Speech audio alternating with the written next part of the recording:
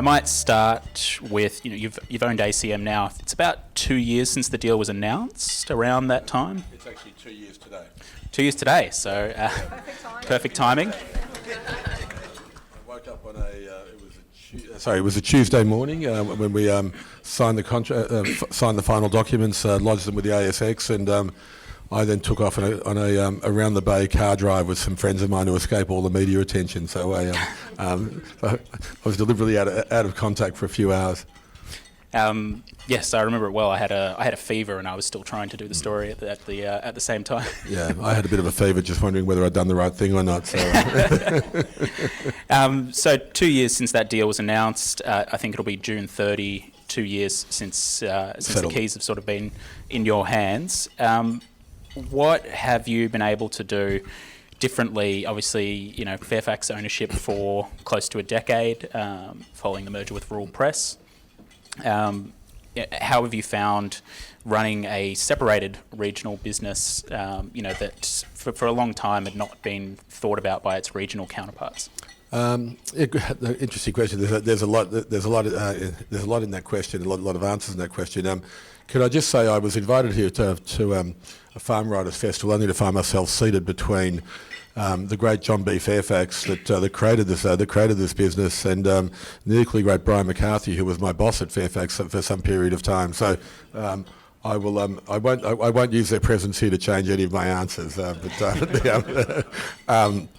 can I just acknowledge it is a great honour. It's the first time I've met John, and I worked for Brian in the management team.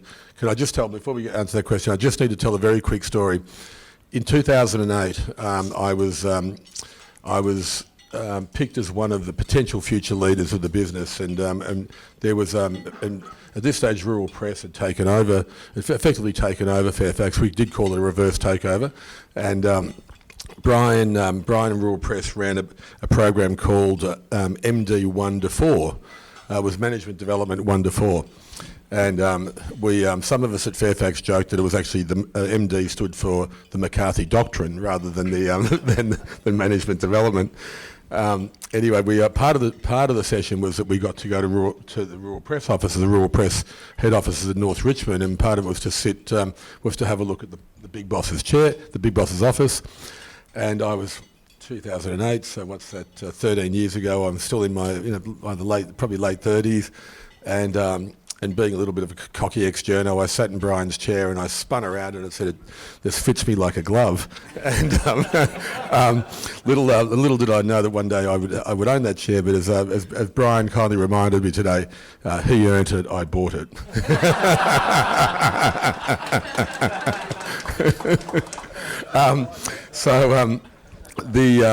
What's changed? Look, the interesting thing about the Rural Press business, and I fondly remember writing to David Kirk in 2006 when the deal was announced, and very passionate, loyal Fairfax employee at this stage. I think 16-year employee, and I was super excited to see Fairfax double down in size with a $2.8 billion merger with Rural Press, and create this incredibly, truly national media business that had, the strength of those metro mastheads in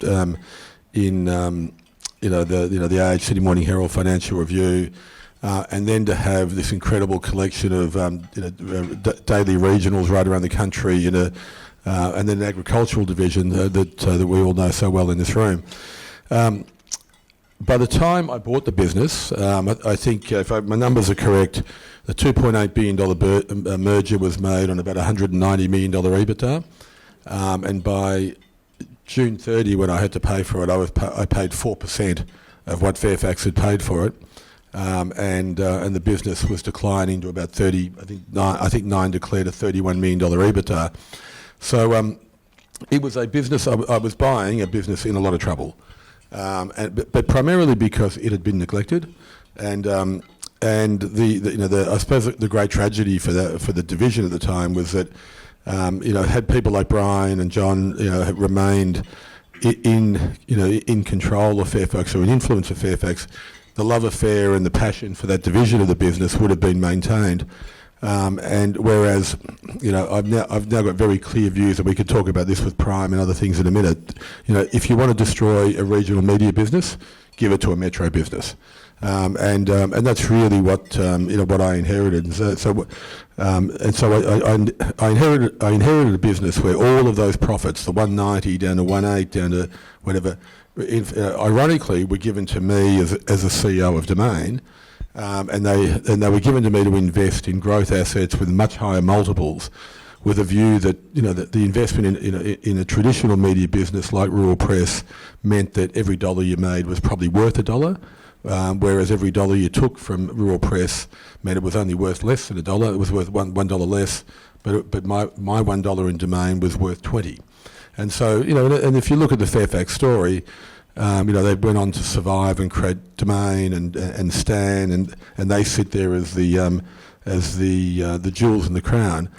But the problem was, these great assets were for the best part of 2010 during Highwood's tenure through to 2019 when I inherited were largely neglected, and so there's been a big effort in restoring the business, in recognising that they are deeply entrenched in their communities.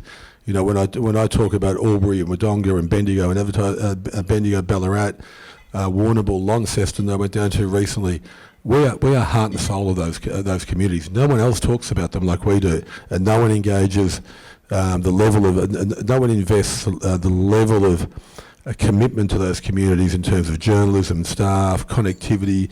People that work in those papers and their websites live in that community. We feed 1,800 families around Australia through the number of employees that we've got. So, for me, the big challenge was to say this was a great business.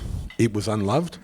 I know what it's like to be at Fairfax and see unloved assets. I was often given the job of fixing broken products, one of them was MPG, which we turned into the Melbourne Weekly or Weekly Review. The other was Domain, which was a broken product, and so I was really excited when the opportunity came up to buy it, because I thought these are really these are incredible assets. We've got publications that are 150 plus years old that that just is steeped in so much history. So the first part of the story was to understand it, look at what had happened to it, and then begin a reinvestment program. I guess building on that, yourself and Alex Swaitslitz, your business partner, who's also an investor in ACM, coming from the city, how have you found understanding the challenges of regional Australia, particularly agriculture? Look, it's an interesting question, because I'm not from regional Australia, although I do live in Byron Bay, so that's now technically regional, and very agricultural.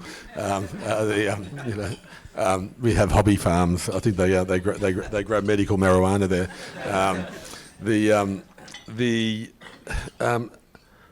I'm not sure that you need to be, a regional Australian to manage a regional media business. I think that I started in journalism at the age of 17.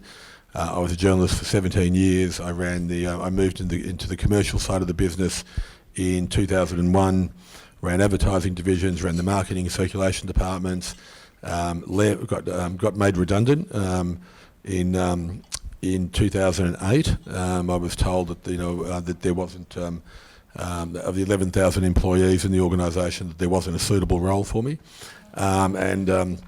And then some 20 months later, I started a magazine called The Weekly Review.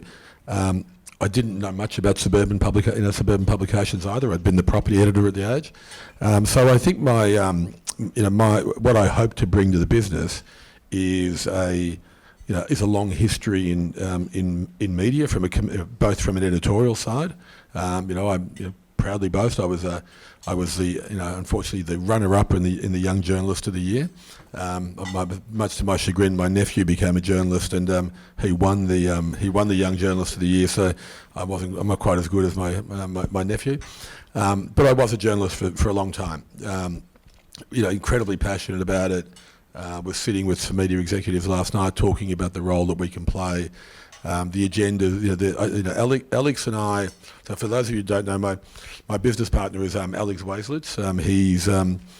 His companies are Thorny Investments and Thorny Technologies, plus his own private investments. He's been a very successful investor that turned a $1 million gift from his father-in-law, Dick Pratt, and to him and his wife Eloise into a $2 billion fund. He's not an investor in media because he wants political influence we have some people in our Australian media landscape that like to own it because they like to own politics or like to be able to control it. Alex bought the business because as an investor, it was good value. And secondly, I think he's in a privileged position where he sits with me and he says, what are the big national agenda issues that we should be taking on? And should we have a national paper?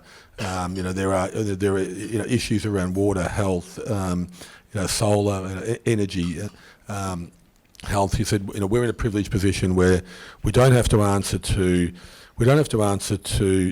public company shareholders and deliver monthly reports on our performance, and be answering, really managing a share price. And Brian's had the displeasure of having to go through that process of spending 1 week of every month preparing a board report to take to John, so that that we can present a message that'll keep the share price propped up. We don't need to worry about that. It's our business. Whatever money we make out of it, and I can tell you to date, every dollar we've made out of it, we've reinvested in the business. I'm a big fan of privately owned media. It doesn't have the obligations of having to deal with media writers like Max, answering why your performance is down 3%, and so it's actually not. It's a reinvestment, and we're looking to the future. There's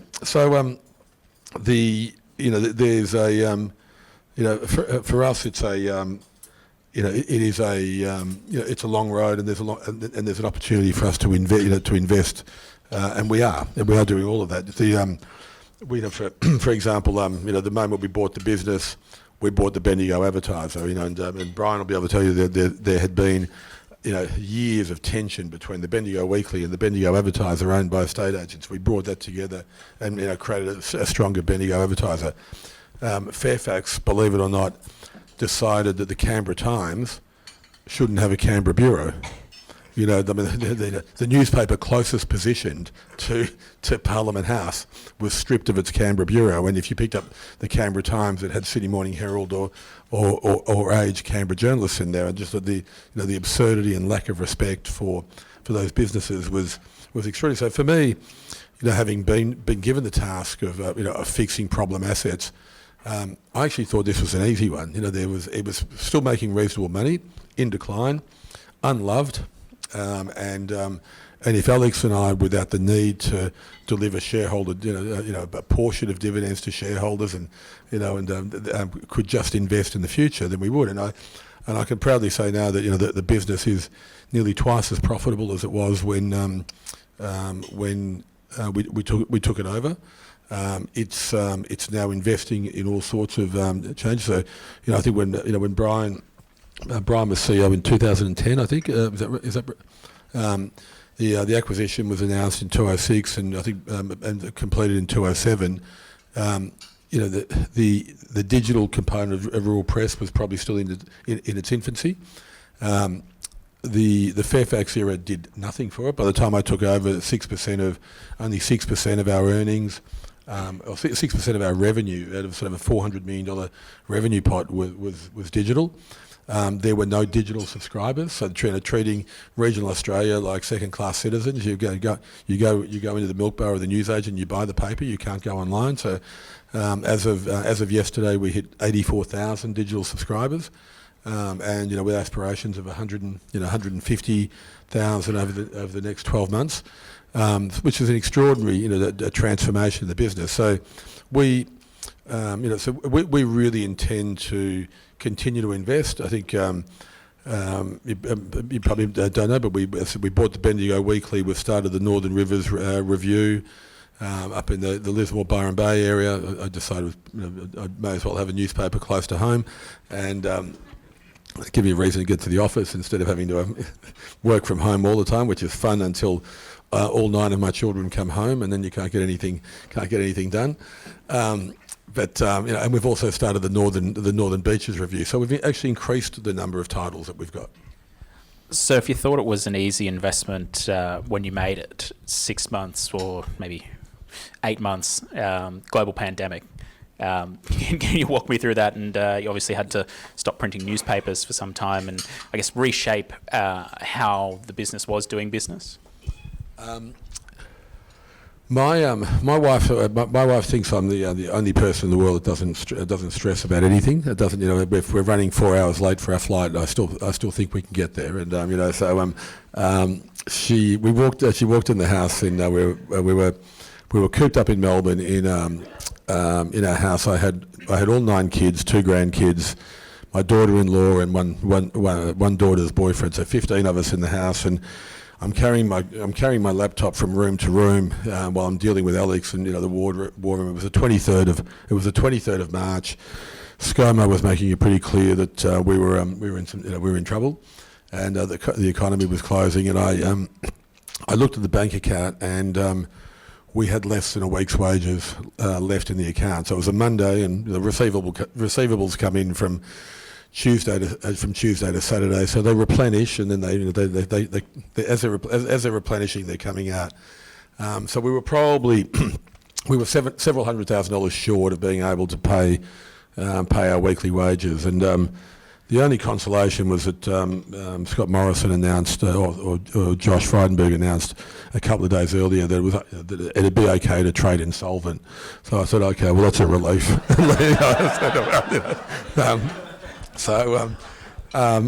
Anyway, my wife walked into the room, and she saw me ashen faced for the first time. I've never, we've had our ups and downs, and she said, "Are you okay?" And I'll delete the expletive from the scene, but in Pulp Fiction, he turns to her and he says, "I'm alone if I'm away from okay," and she said, "How bad?" And I went, "Pretty bad." I said, "How bad?"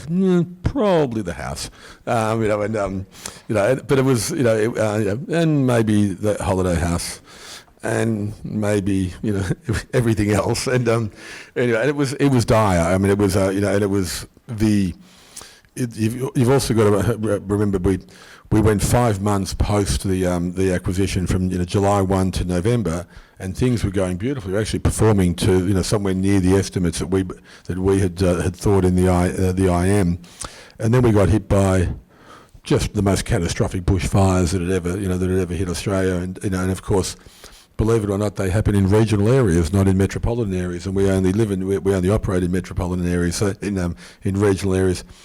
And so just as we got over that and we could start delivering papers, and some of our team went from reporting fires and putting out fires at the same time. There's so many of the rural press team live in their communities. They're volunteer firefighters, and they were literally reporting on one phone and putting and holding a hose and putting out fires. Incredible people. So we got through that, and then. Soon after, we got hit by floods, which generally happen in regional areas as well. And we got through that. It's now the end. It's now about February, and I remember saying to our CFO Renee Duffy, "Well, we survived that. Is there anything else that anyone could possibly throw at us?" And along came the pandemic, and I've got to say, it was probably the worst business experience of my life. I've got different business interests here in America, and in a hotel in Byron Bay where literally everything went to zero. Revenue went to zero in every single one of our business, as it did for, I'm sure, a lot of people in this room. and we were staring at massive losses. And I was lucky enough to have a business partner in Alex that had very lots of business experience, and he was certainly a good help. But we rallied. The team rallied. We told people how disastrous it was. We had 1,800 people on the books. For me now, it was sort of the responsibility of 1,800 lives and their families. And there was many a dark moment there where I thought, I've really stuffed this up, stuffed it up for me, stuffed it up for them, and it was something that was completely out of our control. I was amazed at the resilience of our team. So we stood down, of the 170 titles, we stood down 89 of them, and it was effectively, basically, we didn't amputate them. It was, we put them into, an induced coma, for want of a better description, because had we kept them going, we wouldn't have a business today, and there'd be 171 news deserts in Australia. So we worked through it. We then looked at we had 90 offices around the country. 33 of them were on month-by-month lease, so we terminated those leases straight away. Went to work from home. Negotiated print contracts with 30-day payments that had never. That had never managed that way. Norski always want money up front. Great business, the paper businesses, and then after week one, instead of having just under a week's wages, we had just over a week's wages, and literally at $100,000 a week, we sort of clawed our way back to. Look, JobKeeper was an incredible, Philip, for our business, as it was for a lot of others. I think without it, again, we wouldn't be here. But equally, the JobKeeper was a terrific government initiative, but closing the economy was a government decision. And so I don't look at it necessarily as a free kick, because those the millions of dollars of revenue impact that we had on a weekly basis wouldn't have occurred without the government decision to shut it down. And remember that in a lot of our areas we were COVID free, so there was a sort of national approach to a health pandemic that wasn't actually prevalent in some of our areas. And can you fast forward to July? I think in late May, News Corp made the decision to shut print editions of 100 newspapers in regional and community areas. You went in the opposite direction. You turned most of your papers back on. Yep. Can you walk me through, I guess, taking the completely opposite decision to News Corp? Look, not only did they, they only closed them after we couldn't reach a deal to buy them. So there was about 120 of them. We were in negotiations for a year and 10 days to buy their business, and I had a vision to create the largest regional media business in the country. And if we'd added our 170, and I think they're 120 including their communities, but we would have been 290. Media outlets, and I don't refer to it. We're not a newspaper business. We're a media business, and we deliver our media through print and digital. And so I was actually looking to. I wanted to buy them, and regrettably, the price I wanted was about the same cost as probably a little more than the cost of closure for them. And so they made the decision to close them. I think. I'm not sure that they're necessarily the right decision now, but the reason that we're a very different business. Ours is a very lean business. I can tell you, and one of the reasons why is that when you sat in the management meeting with Brian McCarthy and he asked you why the marketing budget was down 8%, or was up 8%, and there was a red line there. I'd say, but it's $8,000, but Brian would not. But Brian would see that. And Brian had an extraordinary ability to read the P&L and understand, to really delve into the numbers. So it was a really well managed business. In terms of its systems and efficiencies. News wasn't. So news was layered with tech stacks and legacy tech stacks, and this big corporate infrastructure that meant that their operation in our hands would have been $40 million cheaper to run. So they, when we couldn't reach a deal, we didn't do it. But so ours was, if we could stay in business, and the economy returned, then we would, we'd preserved our cash. We turned the lights off.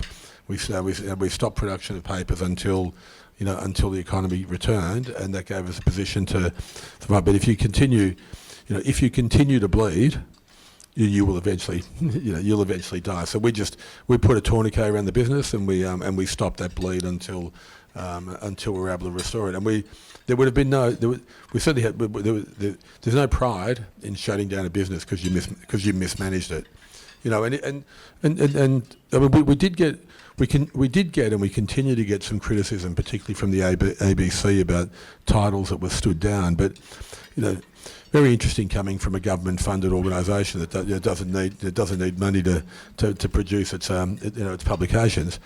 If we had done that, there would not have been a single ACM title left, and 1,800 families around Australia would have lost a source of income. So it was really just a prudent decision, and yet Channel 9 are quite happy to take Carl Stefanovic off the TV between December and January because nobody's watching. They shut their programs down. So we took that approach. You're in a pandemic. You can't leave your house. You can't go and buy the paper. So let's stand them down. And what we saw was this huge acceleration in our digital uptake. And what we've discovered is the passion and loyalty that people in our communities have for their titles. And for me, I'm not from Bendigo and I'm not from Warrnambool. I've certainly travelled to all those places, but that's their town. And the Herald Sun doesn't write about them. I don't see the Telegraph laden with pages on the about Tamworth. The Albury-Wodonga sits across both cities. I'm not quite sure whether it's a Herald Sun or Telegraph town, but regardless, neither of them gives them the time of day.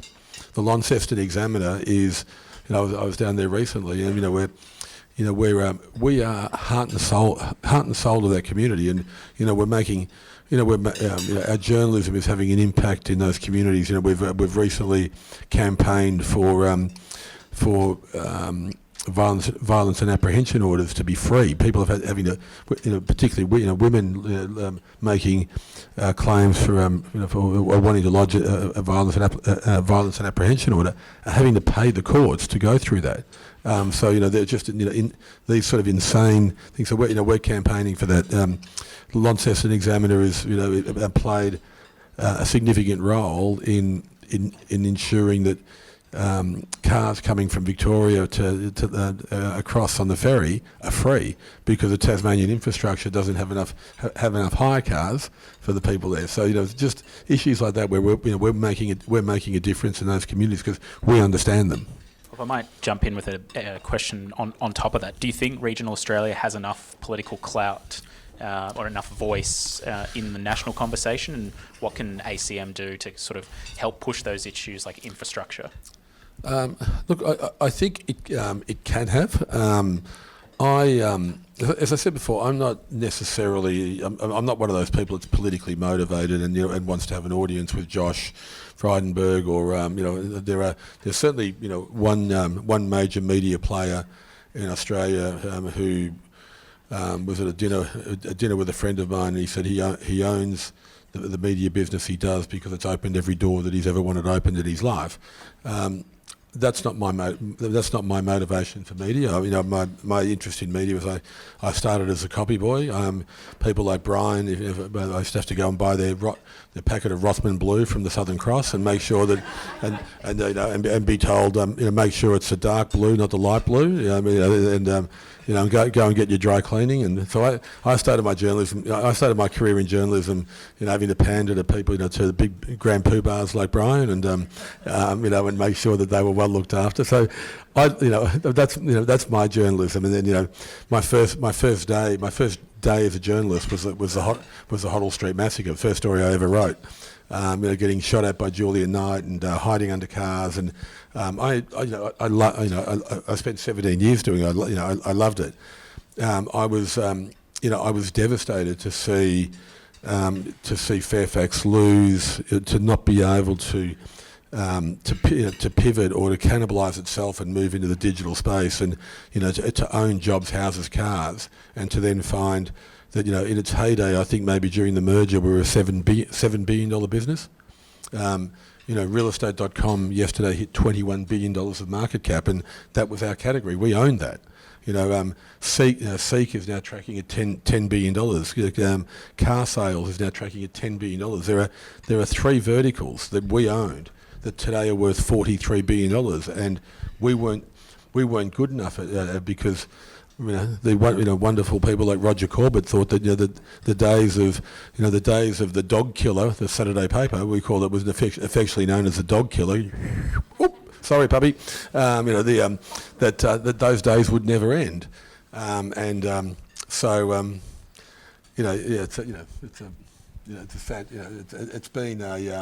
it's been disappointing to see that the media companies not transition.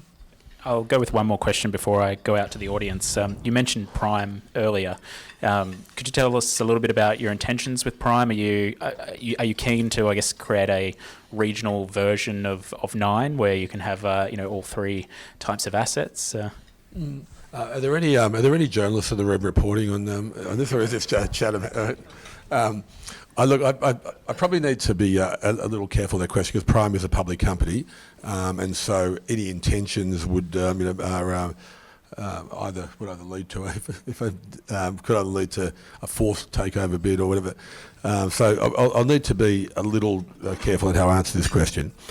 I find it intriguing that in Australia, Channel 9 has been able to buy. So Channel 9 has 9.com.au.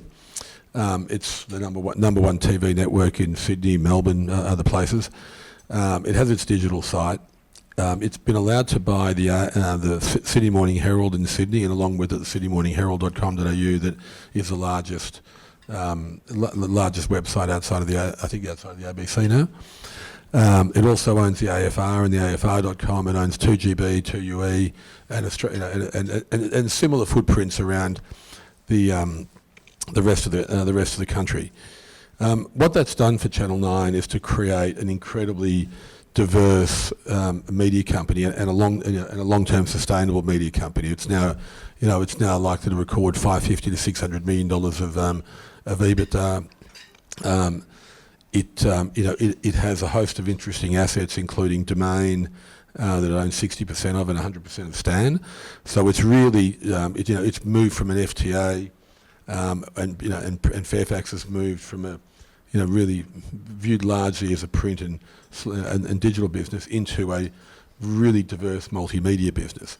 I talked to journalists there, and you're one of them, and the feedback I get is that everyone has never been happier in the newsroom, because the days of will Fairfax survive, or what are the future cuts coming, when are the future cuts are gone. This is a business in growth, and it now with $550 to $600 million of earnings has the capacity now to continue to invest.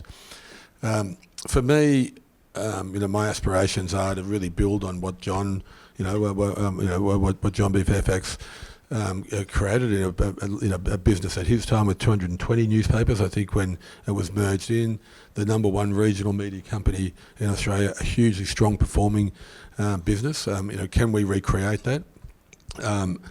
We're trying. We're doing a lot of things. We're taking, we're getting out of our manufacturing. So the deal came with 7 print centres. So there was effectively not only am I a publisher of print and digital, I'm also a manufacturer, and while experts like Brian might know a lot more about it, I don't really know much about how to start a press or whatever, and nor do I want to be in manufacturing in a declining industry. So we've freed ourselves of that business, and with we've taken a fixed cost and a very very heavy capex burden on that business, and replaced it with investments in Prime. So we've taken 20% of Prime.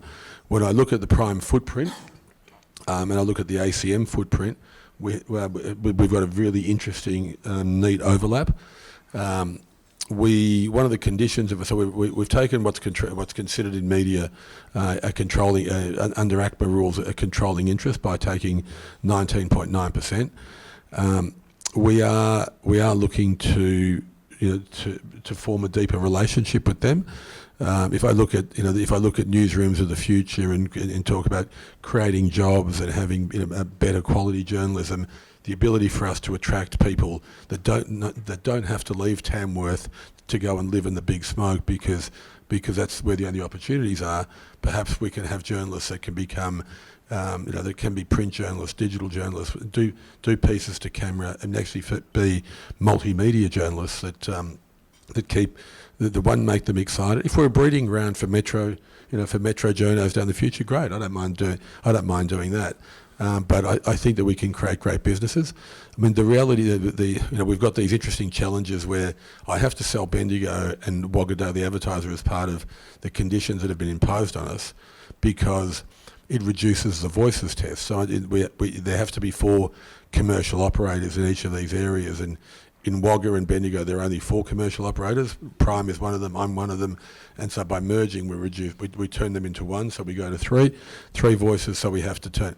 But it's okay for Channel 9 to own all of that, but I can't own a newspaper and a TV station in the same area because there aren't 6 commercial operators. For those of you that are interested and want to help the cause, the Broadcast Act was written in 1992, and that might explain why media is described as a print, broadcast or radio. It actually doesn't acknowledge the existence of the internet because it was written before the internet was created. So we still live in a world where the voices test in Bendigo ignores the fact that the age.com.au or the heraldsun.com.au or their localised editions or the guardian.com have any voice, or that Facebook and Google. And I'm looking forward to catching up with Josh Frydenberg soon and asking why he had this fight with these 2 tech giants, because according to the legislation he must have been talking to himself because they don't exist. There's a really it's sort of a fascinating debate. So the prime for me is an opportunity to create a multimedia business. If I get rid of having got rid of the manufacturing arms and really in the good old days when newspapers were the second richest form of media behind TV, I was joked that if you wound the press this way, the paper spat out that way and paper money spat out the other. It doesn't work that way these days, and you've got to grind for every dollar. So it's not a part of the business that we need. We need more digital investment. We need more of our audiences being able to access our print digital products or broadcast. And so it's one of the plans. But I'm also the other thing I also strongly believe in is that just selling the paper and advertising is an unsustainable model. Anyone that knows the performance of the richest media businesses in Australia historically were the Age and Sydney Morning Herald, where they were making $250 million of classifieds, and they funded journalism. And anyone thinks that journalism is self-funding. I hope you don't believe that your words sell. That your stories pay for your wages. They pay about 15% of the cover price. The cover price pays about 15% of the revenue, but you actually need the other revenues, and so we have also built. Alex and I are also building a digital media business, not a Domain competitor for those that think I've left Domain, so let me get them back and start it. It is a level of an area of experience and expertise that I've had before. So we want to build a classified marketplaces business, whether it be selling real estate, whether it's Marcus over there, whether it's selling livestock, not that we would dare compete with Auctions Plus. I wouldn't want to do that. We want to be friends. But we've now got 4.4 million print audience. The business has now got 7.7 million digital audience per month. So that's an audience extension that it didn't have 2 years ago. And so now, how do we monetize that? So we've bought 72% of realestateview.com.au. We want that to be the regional real estate brand, and so that I can say, sell your house through us, support your local support your local digital platform, and we'll use those proceeds to support your local paper in the same way that the Age and the Sydney Morning Herald funded great journalism by having $200 million, $250 million each of classified revenue, because that's how you pay for journalism. So we have got that as a separate division of our business, and the investment in the media company and the investment in Prime is about trying to have as much reach into what was 8.8 million regional Australians, which is now growing to 10.8 million regional Australians, because a lot of us have realised this isn't a bad place, but I can tell you living in Watergoes Beach is much nicer. We might throw it out to the audience if anyone has any questions for Antony.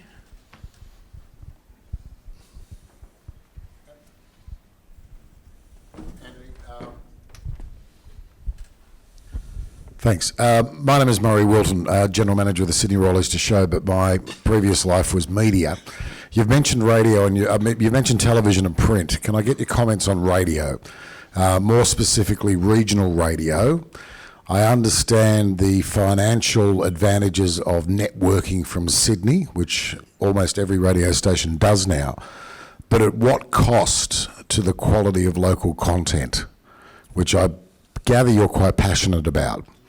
And in saying that, that training ground for journalists in the radio sector and also in the print media doesn't exist like it did 15 years ago. And I wonder what that is doing for the media landscape overall. Yeah, look, it's a tough question. I'm not much of an expert in radio. What I did see was a former chairman at Fairfax, Ron Walker, insist on us buying 3AW and 2GB and 2UE, and put into our business. The company had a much broader audience, but we didn't integrate them. And what happened was that the radio guys wanted to do their own thing, the print guys did their own, and they don't integrate very well. But if you break down the structure, then I think you can. In terms of content, it's a tough one. An FM station doesn't have a lot of content. It's an entertainment-based form of radio. So you get Tim, Kate, Tim, and Marty in Byron Bay at 4 o'clock, living in Sydney, talking about what's the secret sound. I'm not sure that I'm not quite sure what relevance that has. The ABC does it. I think does a reasonable job. I know they do a very good job of picking up our local newspapers and producing fresh news by just regurgitating exactly the same stuff that we've written. So I love when they talk about the voices test and diversity. I said, well, why don't we just have one, because the ABC picked it up and so did the Kiss FM in Geelong and and so did Prime TV or whatever else. So print seems to be a great generator of content for other places. It's worked well for Fairfax. My observations, having been there, during that whole period that they own that business, was that it's not growing in earnings and it's not shrinking. It's a very stable media business. Is that the right investment for us? If we can be, Tony Kendall, who's sitting beside you, joined us as managing director. I was joined us more than a year ago, but took over as managing director from Alan Williams. And if we can grow a really strong digital marketplaces business, and have the kind of value, like if REA, realestate.com, is worth 21 billion and Domain is now worth 3 billion. If our business is talking exclusively to regional Australians, can create digital marketplaces, whether it's through realestateview.com.au or other brand, whatever it chooses to be. We own view.com.au, and it could be, view a car, view a washing machine, view the stuff that you buy on Gumtree, and we can perhaps go to market and say, Gumtree sounds like an Aussie business. I'm pretty sure most of us think Gumtrees are only in Australia and parts of California, whatever. But it is actually a foreign business.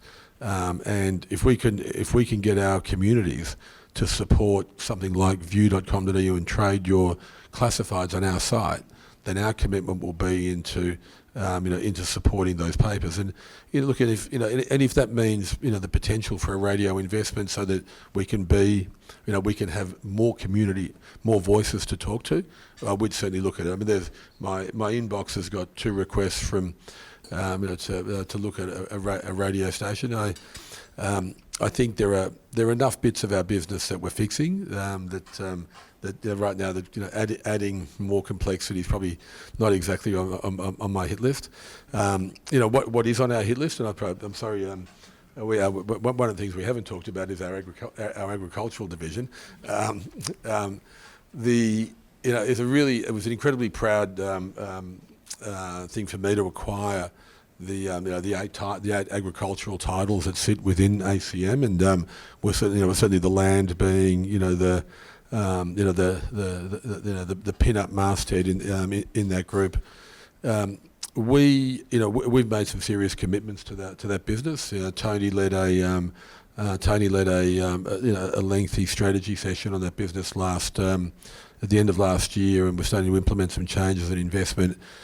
We recognise just how critical that agricultural division is to our business.